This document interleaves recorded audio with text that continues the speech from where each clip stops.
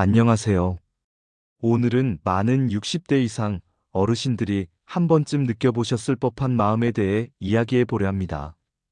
바로 자녀들이 먼저 연락해주지 않을 때 느끼는 서운함이죠.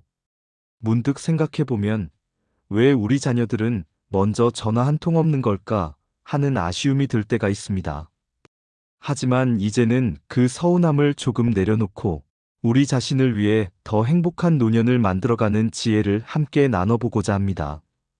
자녀가 먼저 전화하지 않아도 괜찮은 이유, 그리고 그 너머에 있는 더 깊은 의미를 함께 찾아가 보실까요? 우선 우리가 느끼는 서운함이라는 감정을 한번 깊이 들여다볼 필요가 있습니다. 자녀를 키우며 헌신했던 시간들, 밤낮 없이 자녀의 안녕만을 바라며 보냈던 수많은 나날들이 주마등처럼 스쳐 지나갈 겁니다. 어쩌면 그 시절은 우리의 인생에서 가장 빛나고 열정적이었던 순간들이었을지도 모릅니다. 자녀의 작은 기침 소리에도 밤잠을 설쳤고, 아이의 작은 미소에도 세상 모든 것을 얻은 듯 행복해했던 기억들.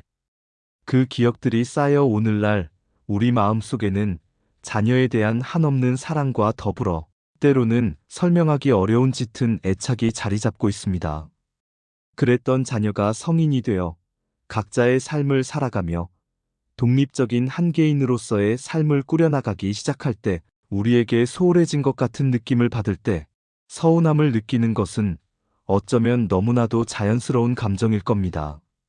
마치 사랑하는 사람에게 충분한 사랑을 받지 못한다고 느끼는 것과 같을 수 있습니다.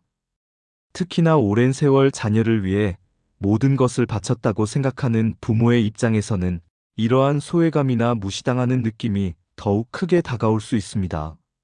하지만 이 감정의 이면에는 우리가 자녀에게 여전히 얼마나 큰 사랑을 주고 있고 또 그들의 삶에 얼마나 많은 관심을 가지고 있는지에 대한 깊은 애정이 숨어 있다는 것을 우리는 잘 알고 있습니다.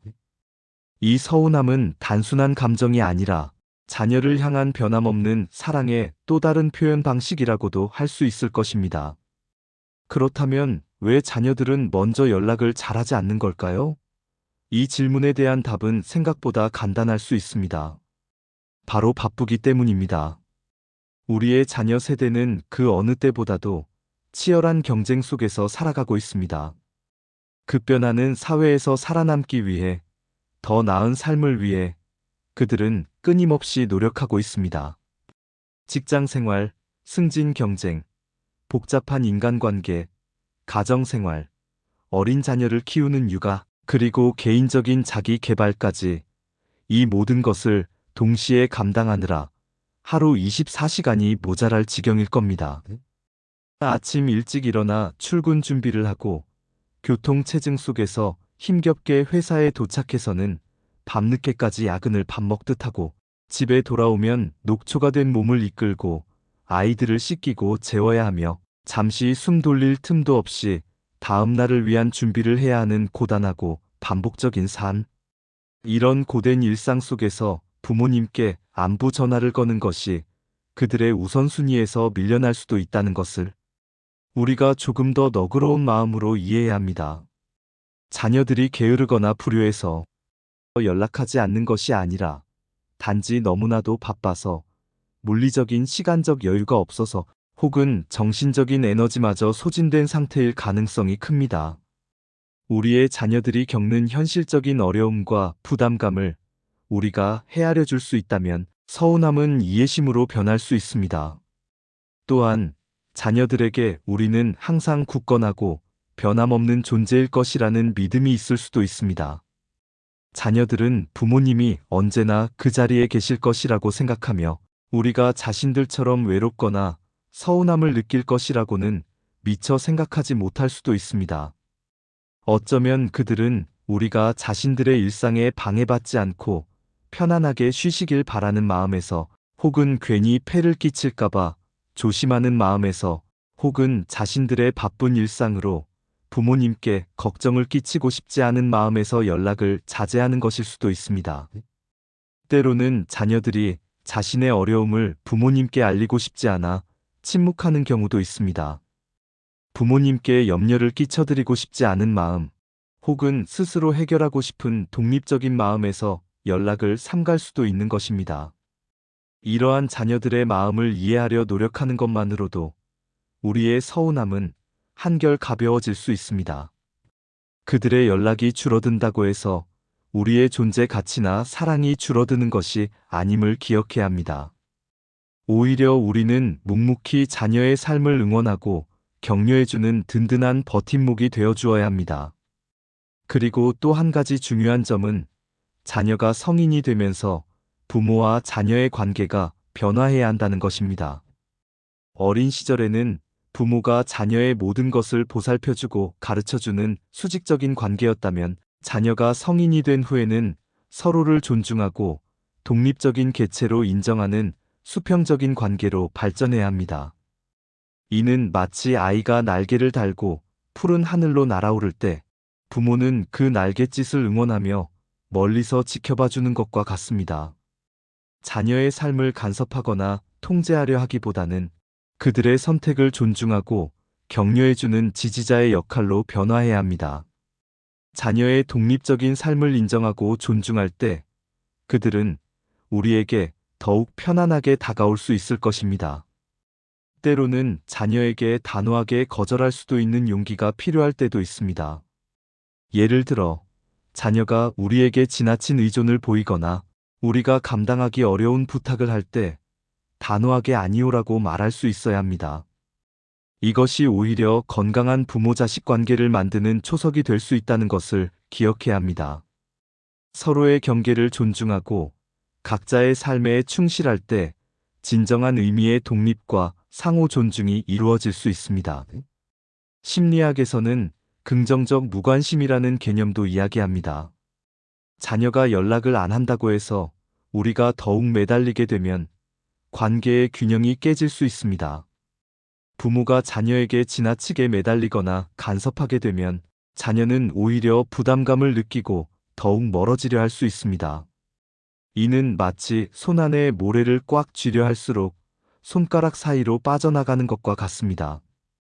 적절한 거리를 유지하면서 자녀를 믿고 기다려주는 자세가 때로는 더 큰 신뢰를 낳을 수 있습니다.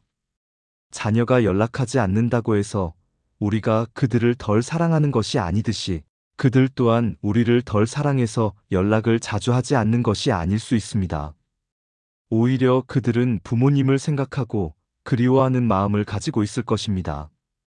단지 그것을 표현하는 방식이 다르거나 표현할 여유가 없을 뿐일 수도 있습니다.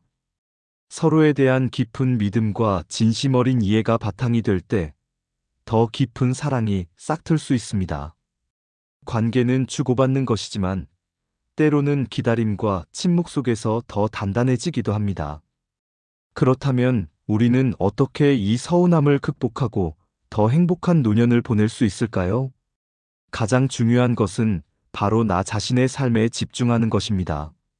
자녀에게만 모든 관심과 기대를 쏟아붓기보다는 우리 자신의 삶을 풍요롭게 만드는 데 에너지를 쏟아야 합니다.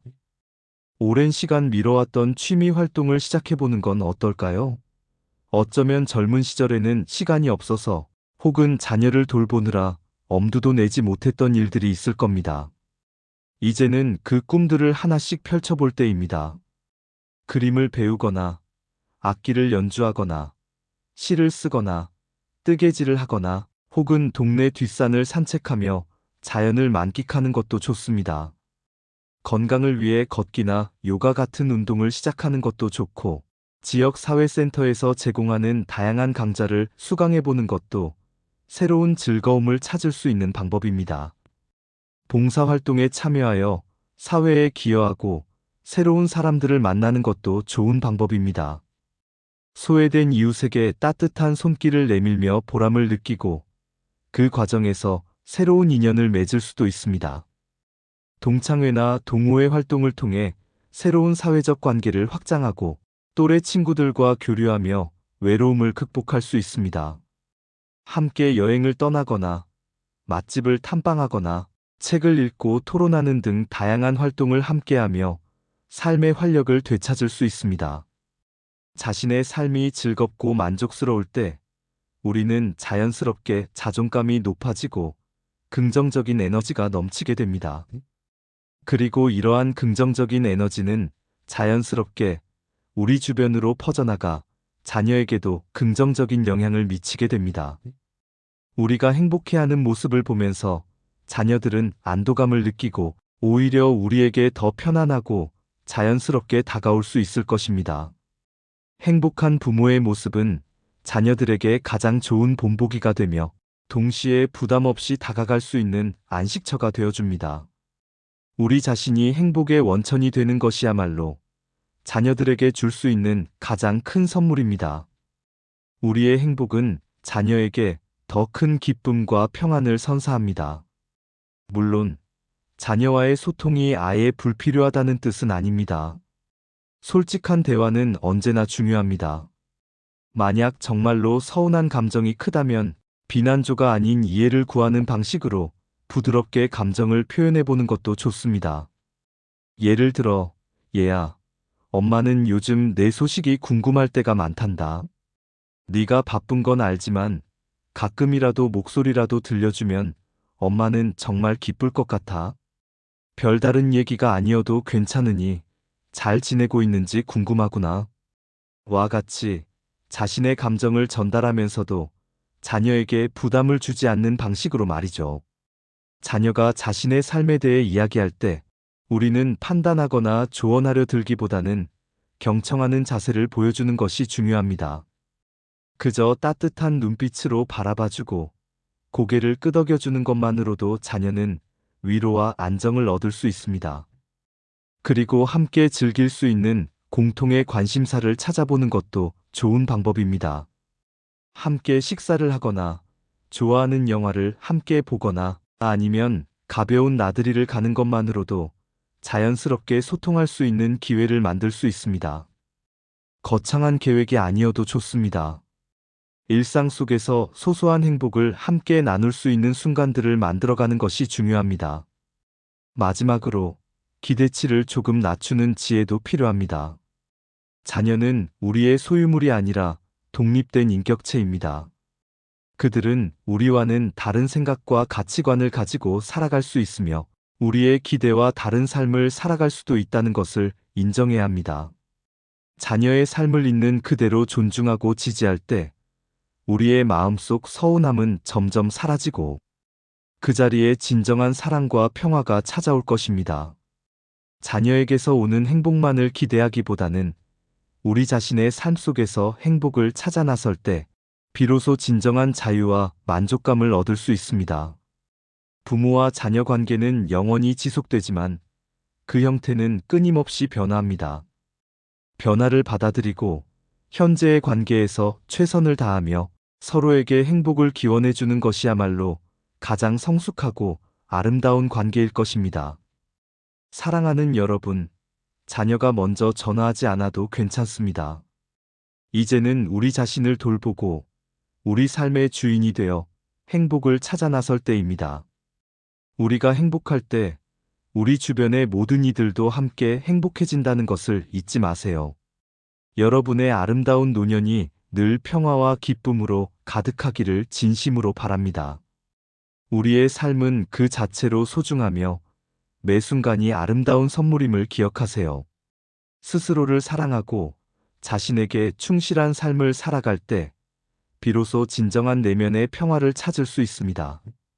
자녀들의 연락은 물론 소중하지만 그것이 우리 행복의 유일한 조건이 되어서는 안 됩니다. 우리에게는 스스로 행복을 만들어갈 힘과 지혜가 충분히 있습니다. 과거의 섭섭함에 묶여 있기보다는 오늘이라는 소중한 시간을 어떻게 채워나갈지에 집중하는 것이 중요합니다. 새로운 것을 배우고 새로운 사람들을 만나고 새로운 경험을 통해 우리의 세상을 더욱 넓혀 나가세요. 분명 그 안에서 예상치 못한 기쁨과 만족감을 발견할 수 있을 것입니다.